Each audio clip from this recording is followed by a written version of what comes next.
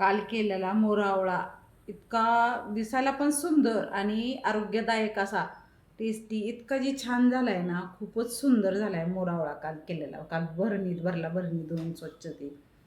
आता निघालोय बाहेर. नमस्कार सगळ्यांना. 3:30 पावणे 4 वाजले व्हिडिओ चालू करायला. आणि 2 दिवस असे दुःखात गेले ना, बस दुःखात. खरं म्हणजे खरंच खूप वाईट वाटतं. आपले लाडके दादा गेले, त्यामुळं खरंच 2 दिवस इतके दुःखात गेले ना, काही करू वाटत नव्हतं, काही नाही, उदास मन झालं होतं. दादा आणि आमच्या ह्यांचे मामा वारले, त्यांचा आज 10वा होता. आणि कालपासून 2 दिवस, काल सकाळपासून इतकं जे खरंच उदास भरे 2 दिवस गेले. मनाला सुटपुट लावून गेलेली गोष्ट, सगळा महाराष्ट्र सगळा शांत झाल्यासारखा झालता. खरं असे 2 दिवस फार दुःखात गेलेत.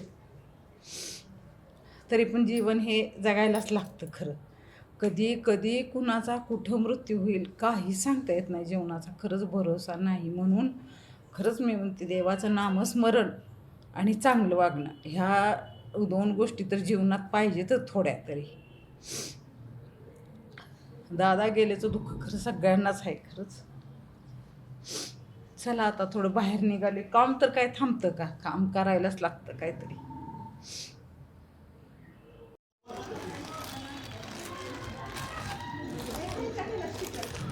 बाजारामध्ये गेलो होतो चॉकलेट आणायला. आधी आणली होती पण बदलून आणण्यासाठी दुसरी चॉकलेट गेलो होतो. चॉकलेट बदलून घेतले आणि क्लिपा खूप छान छान साडीच्या निऱ्या पिना हे आले होते. खूप छान होत्या डिझाईन. ते बघितलं, खूप व्हरायटी होत्या आणि सुंदर सुंदर होत्या. घेतल्या, बघितल्या. मुलींना खूप बघायची असते ना, हाऊस. बाजारमधून चॉकलेट ते घेतल्यानंतर मग बिल ते केलं. खूप गर्दी असते बाजारमध्ये. हे आमच्या इथलं फेमस आहे शिवशंकर बाजार. आणि नंतर मग चालत चालत माझ्या चष्म्याची दांडी पूर्ण वाकडी झालेली होती. राजनं केली होती, ती नीट करून आणली चष्म्याच्या दुकानात जाऊन. नंतर मग येता येता चालत श्रीषा म्हटली मला समोसा घे. म्हटलं बरं चल तुला समोसा घेऊ. हे पण फेमस आहे केकचं दुकान आणि सगळं फ्रेश आणि ताजं ताजं मिळतं. श्रीराम थिएटरच्या समोरच आहे हे दुकान केकचं. इतके सुंदर सुंदर व्हरायटी आहेत ना, फ्रेश ताजा माल मिळतो. एक से बढ़कर एक केकची डिझाईन होती. आता उद्या श्रीषाचा वाढदिवस आहे, ती बघत होते केकची डिझाईन. ते झाल्यानंतर पाय पाय चालत घरी.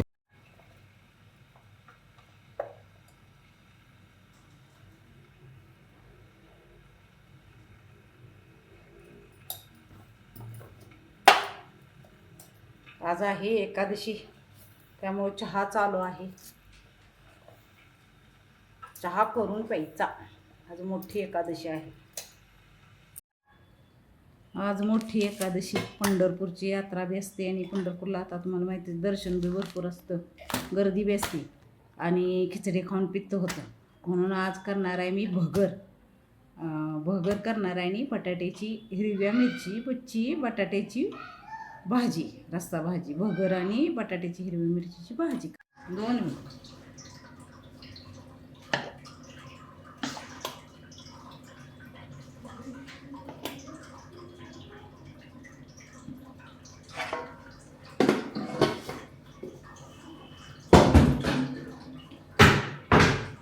तर माझा उपवास आहे शीतलचा आणि माझा. थोडे मग दुसऱ्यांसाठी आता कणिक मळून घेते थोडी.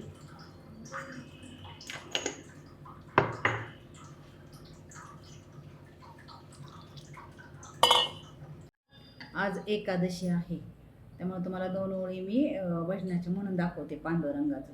सुवासिक बुक्का वाहू विठ्ठलाला, सुवासिक बुक्का वाहू विठ्ठलाला, देवा पांडुरंगा राही रुक्मिणीला, देवा पांडुरंगा राही रुक्मिणीला, पंढरपूर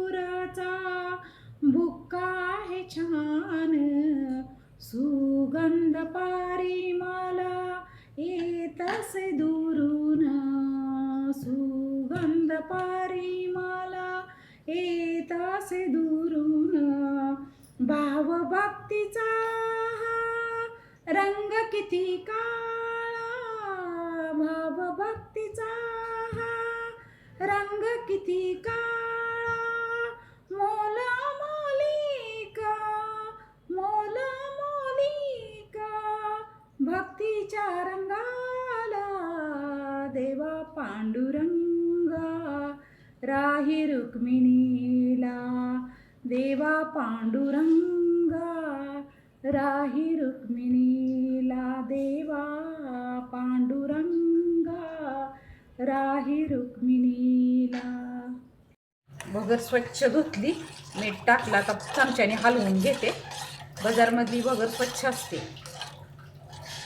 उपवासाची आमटी करण्यासाठी मिरच्या बारीक करून घेतल्या 2-3.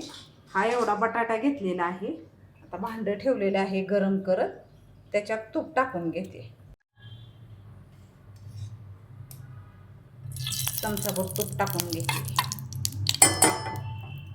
चांगलं तापलेलं आहे तूप. आता हिरवी मिरची टाकून घेते, चांगली परतून घेते.